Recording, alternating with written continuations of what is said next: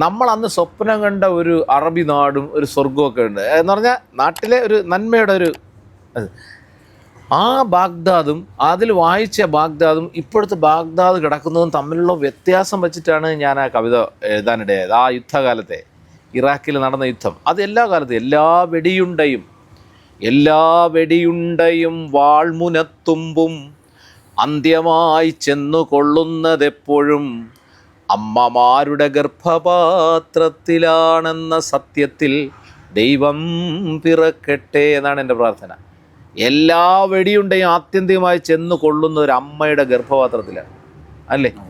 അപ്പോൾ ആ സത്യം തിരിച്ചറിയുന്ന ഒരു കാലം മനുഷ്യന് ഉണ്ടാവുക തന്നെ ചെയ്യും ആയിരിക്കും. മഹാഭാരത യുദ്ധം കഴിയുമ്പോൾ പരീക്ഷത്തിൻ്റെ ഗർഭം ധരിച്ചിരിക്കുന്ന സുഭദ്രയുടെ ഇതിലേക്ക് അശ്വത്ഥാമാവിൻ്റെ അതന്നെ അതുപോലെ തന്നെ ഒരു നിലവിളി യുദ്ധമുഖത്തുനിന്ന് വരുമ്പോൾ ഒരു അമ്മയുടെ ഗർഭപാത്രം ആണ് പൊട്ടുന്നത്.